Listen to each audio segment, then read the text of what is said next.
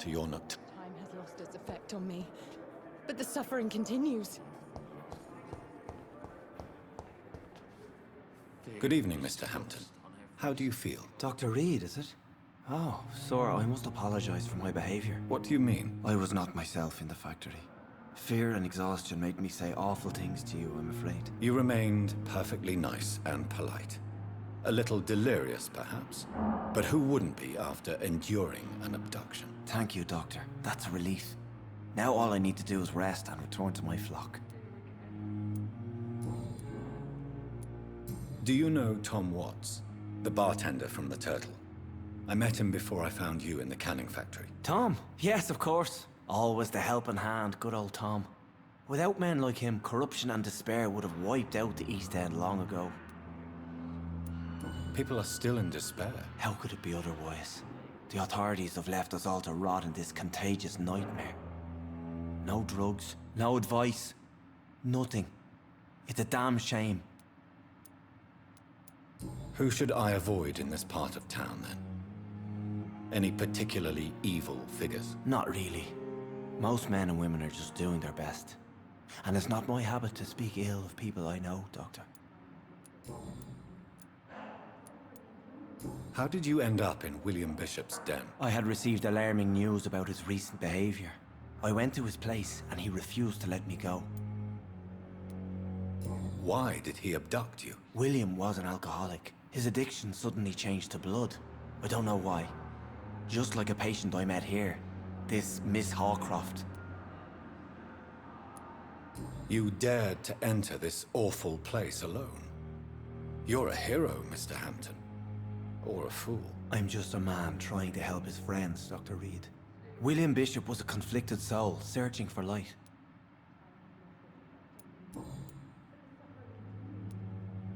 What is the general situation in the East End docks? The situation has always been tough, with a lot of tensions between the gangs and the Dockers' trade union. The Wet Boot Boys are very nervous since they lost their leader. Who leads the gang now? Since Clay Cox went missing, it's his wife Edwina who runs the show, with the assistance of her minion, Booth Digby. Has the gang been threatening you? Ah, no. I've had this nickname for so long, you know, the sad saint of the East End. No one dares to bug a saint, not even criminals.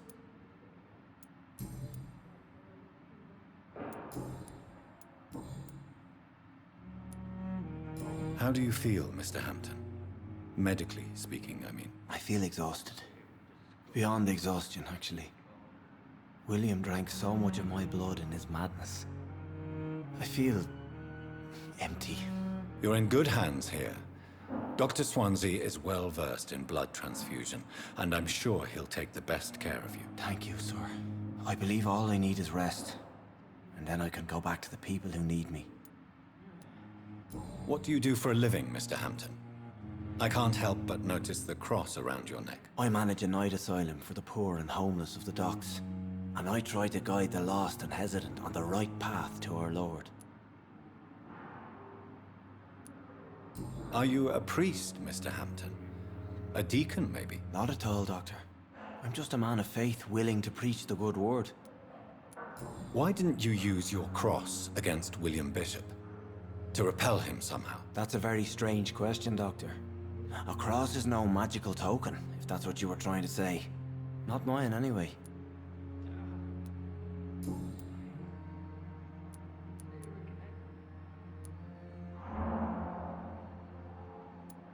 What do you do? I manage a night asylum. Have you made friends since you arrived? Not really, but I recognize Miss Harriet Jones. I knew her when she lived by the docks. That poor woman had such a miserable life. You never came to see her here at Pembroke? Receiving visits when sick can be an important part of the healing process, you know. We're not just bodies. You're preaching to the converted now, Doctor. To be truly honest, I thought she was dead. She left the docks many months ago. Goodbye, Mr. Hampton. We'll talk again later. I cannot enter. Fear and disgust on every street Time has corner. lost its effect on me,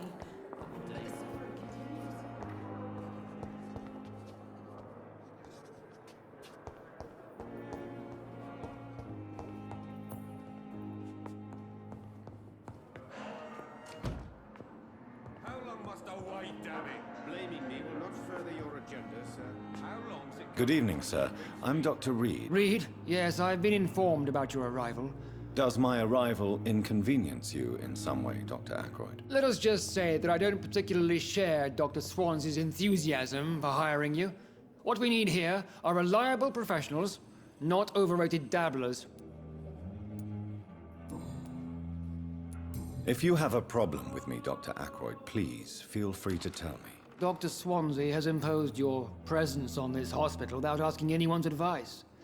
The benefit of his position. But I don't agree with it. I know we've never met before, but I believe this hospital could use all the help it can get. You will agree with that, I'm sure. Oh, but I have heard about you, Dr. Reed. Of course, you can't say the same about me, since I have not wasted my time courting the press.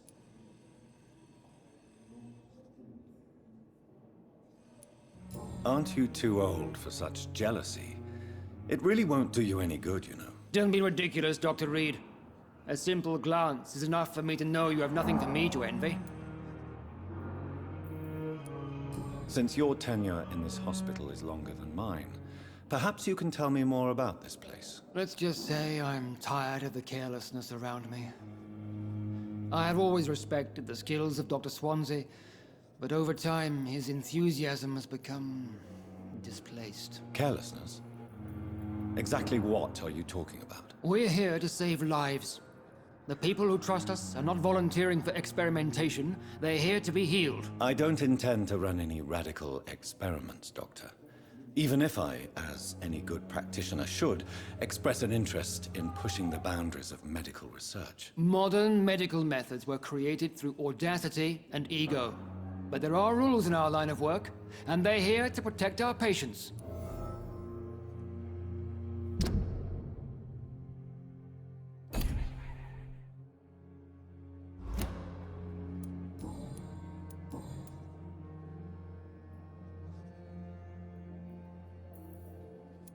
It seems you have bad memories of your military service. I refuse to see this industrial slaughter as scientific progress.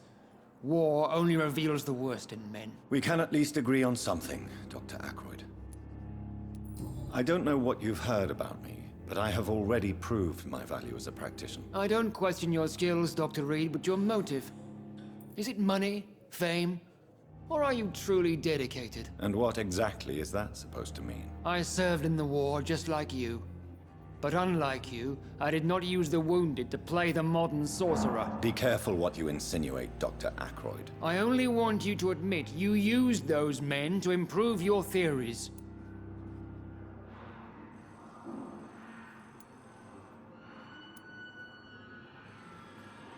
Do you need my assistance? Not at all.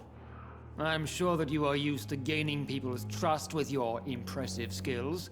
Well, it will not be the case with me.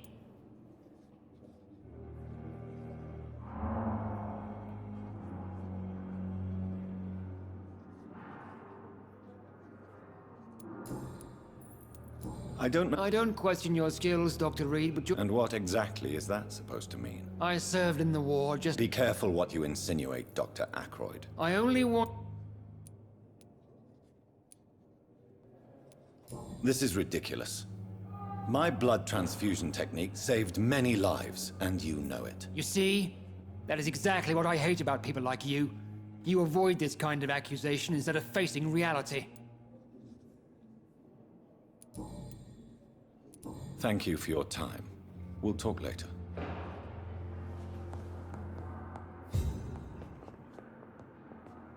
What can I do for you, Doctor? Thank you, Nurse Crane.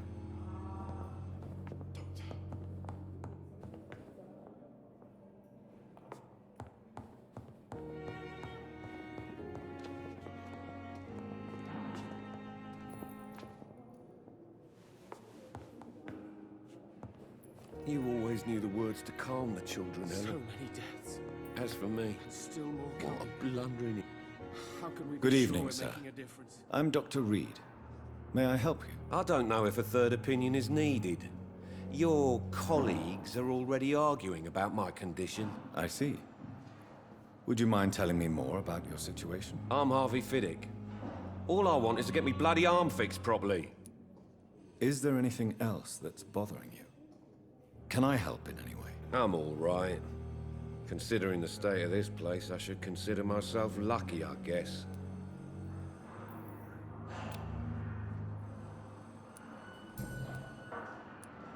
Are you satisfied with your treatment here? Well, it's clear that I've chosen a bad time to be injured. Forgive my bluntness, but you seem overwhelmed by cases of the flu. I won't lie to you about it. I'm afraid we are. Are you sure you don't want to operate yourself, Dr. Reed? I have the feeling you're very capable, and your colleagues seem to think so too. In other circumstances, you would be right. But for now, I don't think I can take on the responsibility. My apologies.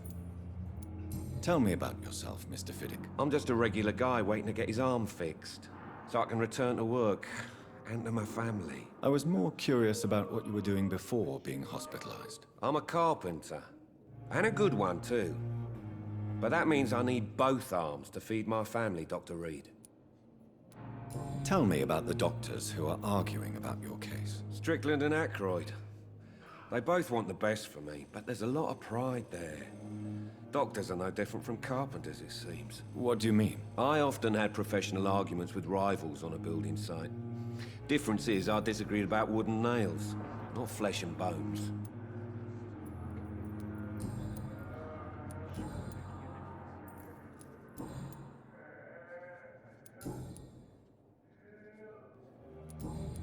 Goodbye for now, Mr. Fiddick.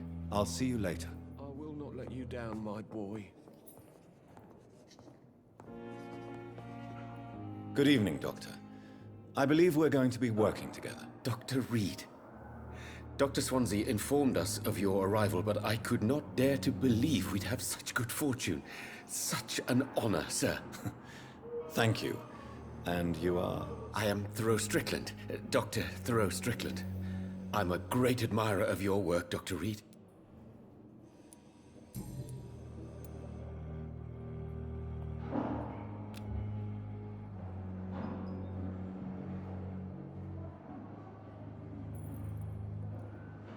What do you think of Dr. Ackroyd's aversion to modern medical methods? It's a shame he's so narrow-minded. Dr. Swansea taught me that science is about exploring uncharted territory. I'm convinced that's true. With the influenza and all that's going on, you should put your differences aside, don't you think? Why is it so difficult to work together? I believe that if Dr. Ackroyd had been the one to discover the transfusion process, he would be the first to recommend its use. So you believe it's just a question of jealousy and pride? Dr. Ackroyd is as proud as he is blinded by his obsolete concept of medical science. Please, could you tell me something about yourself? I'm a great admirer of your work concerning blood transfusion, Dr. Reed. I run my own experiments. I'm convinced it's the future. What made you choose to be a doctor? I'm not ashamed to admit you and your work have inspired me. I am honored to have the opportunity to work by your side. It's always a pleasure to share scientific and medical knowledge with someone eager to learn. I'll be glad to help you if I can. This epidemic may be the century's most terrible disaster, but I'm convinced that we, as doctors, are the only ones able to defeat it. I based my technique on my mentor's research. He helped me perfect my method. What is yours? I'd rather not talk about it. For now, it's just theories and first approach. My process is purely experimental and unsuccessful. As long as you're cautious and methodical, you may remain empty-handed, but you won't fail. You're not the first one to warn me, but I am convinced knowledge is the main weapon against the ravages of this epidemic. What can you tell me about the Pembroke? Well, it has always been an honor to work with Dr. Swansea. But with your arrival, I can't think of a better opportunity to learn about blood transfusion. You seem quite optimistic. It's a rare and precious attitude in these difficult times. I'm convinced that this epidemic is a test of endurance and dedication for us men of science. Questions remain about our capacity to resolve the situation. True, true. Last summer, during the first wave of the epidemic, I used to joke with Milton about the extra work. We're not smiling now. Do you need help with anything in particular? Well, yes, maybe. I'm waiting for a batch of products I ordered for my personal research, yet my supplier seems to have vanished. Do you want me to play the errand boy for you? Oh no, Dr. Reed.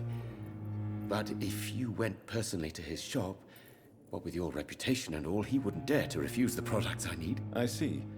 Well, give me the address, for I may pass by if I have time.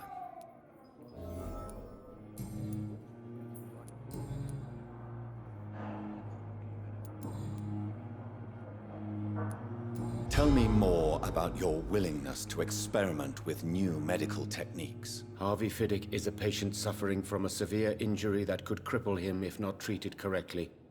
I'm convinced your blood transfusion technique could help him. What is it you really want? To save him, or to prove your point? Fair question. I want nothing but to save my patient, Dr. Reed. Especially since I know Mr. Fiddick's story.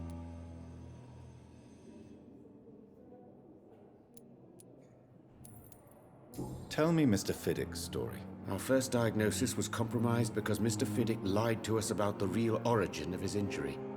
He first claimed it was an accident. But why would he hide such crucial information from us? Because he is a proud father, ashamed of putting his children at risk because of his own negligence. This personal involvement could also appear to be a lack of impartiality. You must know that a good surgeon must remain neutral. I agree. But that does not excuse Dr. Ackroyd's behavior, a man who did not even take time to converse with his patient. Do you think keeping his distance was a mistake? All I know is that I'm taking care of human beings, with desires, hopes, and fears. Not some biological machine comprised of blood, bones, and flesh.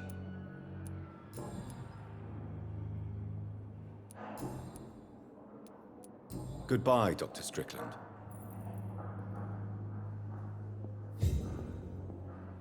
I will not let you down, my boy. Good evening, Mr. Fiddick. Good evening, Dr. Reed. Any news about my operation? Tell me about your injury, Harvey. Why do you feel so guilty about it? My wife died because of me. And now I may lose everything because I've been careless enough to hurt myself. What an arsehole.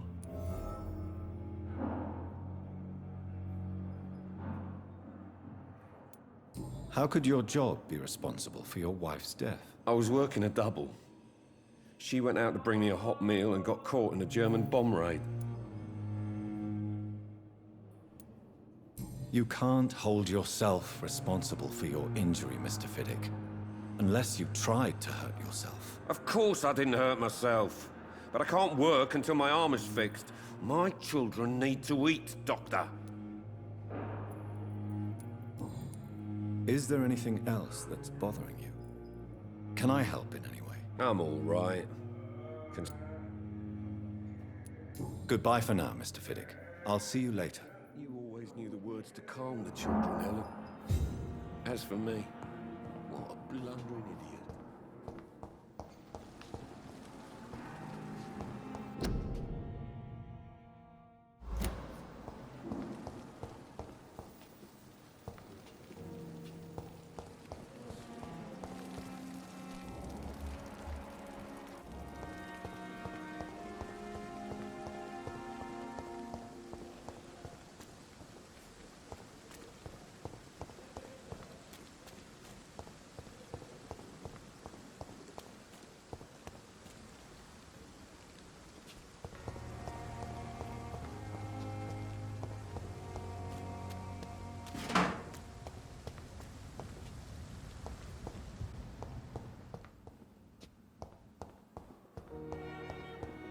It's locked, all right.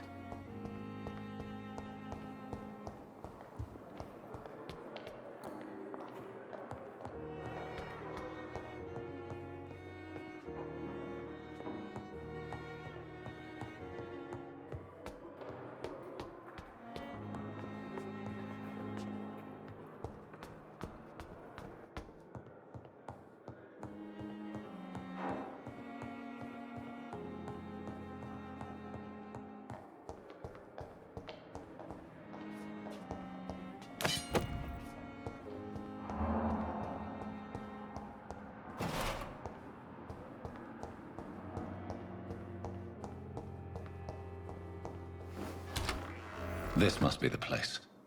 It's definitely away from prying eyes. Relegated to the shadows. A kingdom of my own. At least I won't be sleeping in a coffin. William Bishop's blood is much more unstable than human blood. The sun is about to rise. I can feel it. I'll continue tomorrow night.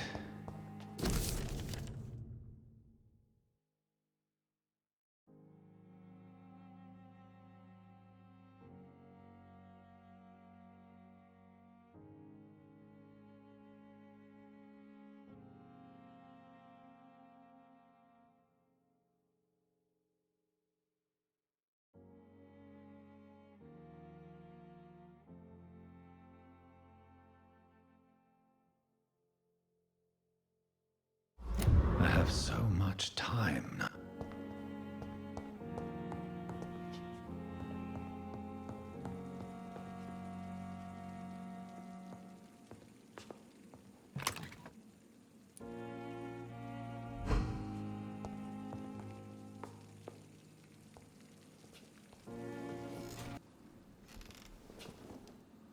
If I'm to stay here until my research is complete, I'd better learn to hide my true nature from the mortals. But what about my thirst for blood?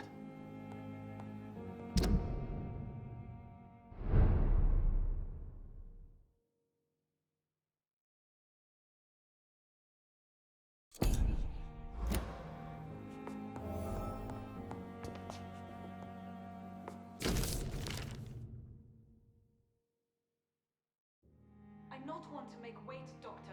I've patience. The flower's dying.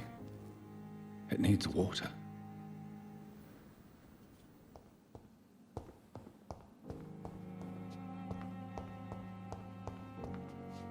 Come on, I don't have all night.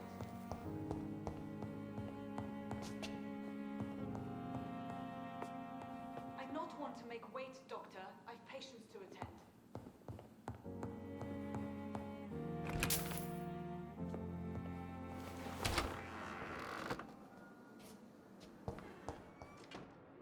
Yes, Nurse Crane? How can I help you? I'm so sorry. I know Dr. Swansea wanted you to rest, but we have somewhat of a crisis. A crisis, you say? Our supply of antiseptics is nearly depleted. I was hoping there was another box up here, but...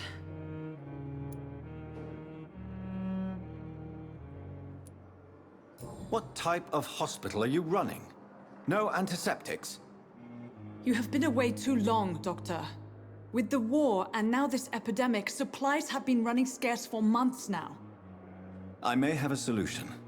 In France, during the war, drugs shortage was a daily problem, and we had to use our wits to overcome the shortages. However do you mean? If combined correctly, certain household chemical products can be used in a pinch instead. Now, where's the hospital storeroom? The storeroom? Fat chance. This is the Pembroke, and space is luxury we don't have. Everything used to be stored in the old morgue. Perhaps I should look there first. Where is this morgue?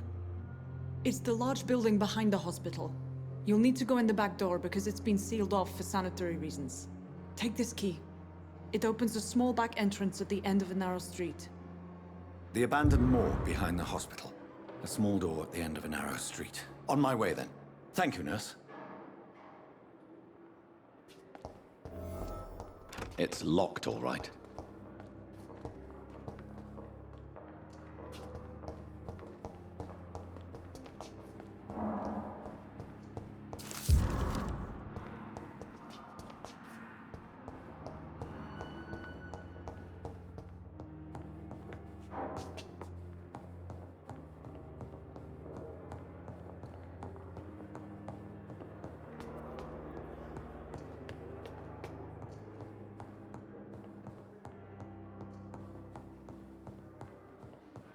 It's locked.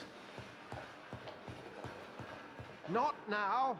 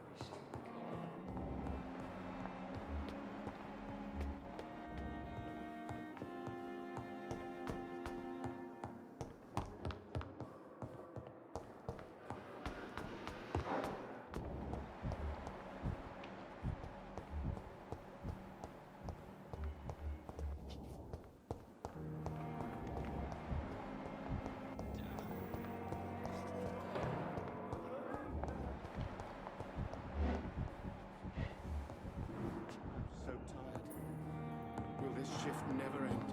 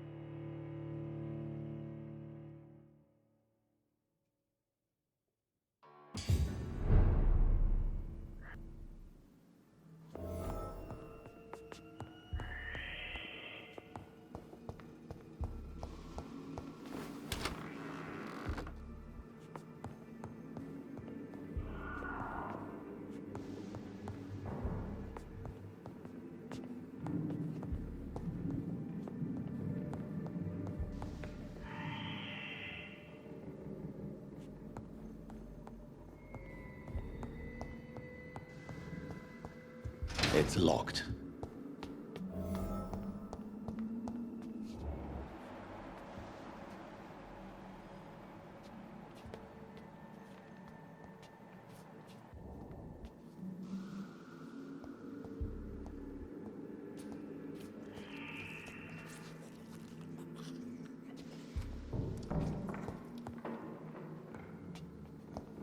Balls of Mars. Fortifiers.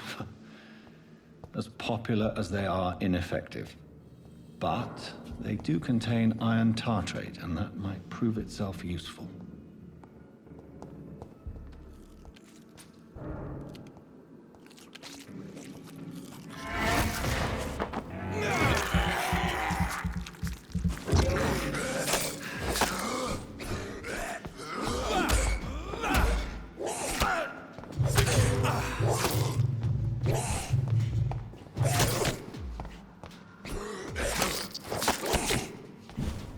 Behavior is similar to the infected William Bishop. Must be the same strain. This sickness moves faster than influenza.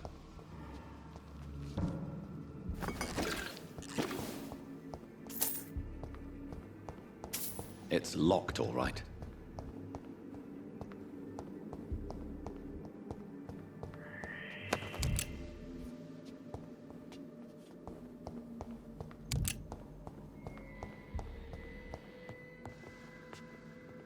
This key will surely grant me access to the basement.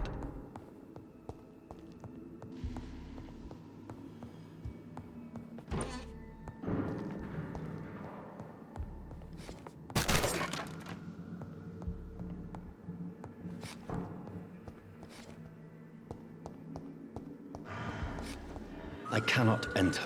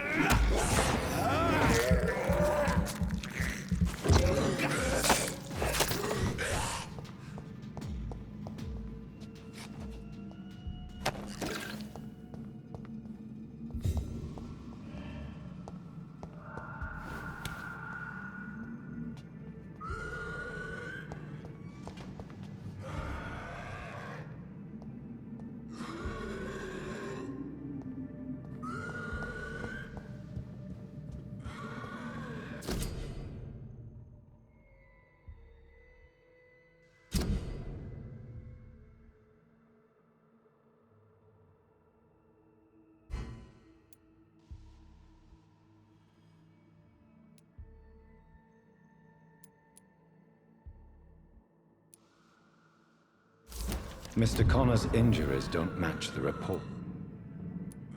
Multiple abrasions and scarring on the arms and legs. Old and distinctive injuries of a sailor or a fisherman. Traces of a pinkish foam at the corner of the lips. Some sort of drug overdose, perhaps? The chest was originally opened to perform the operation. The sutures are clean, but the chest has been reopened. A puncture over the left lung, possibly a chest tube insertion. Not the cleanest work, but I think it was successful. Signs of internal bleeding. So, Dr. Tippett's anesthetics were incorrectly dosed, causing the patient's death. And then, he tried to operate on him again. Tippett has made an egregious error. It's time we talked.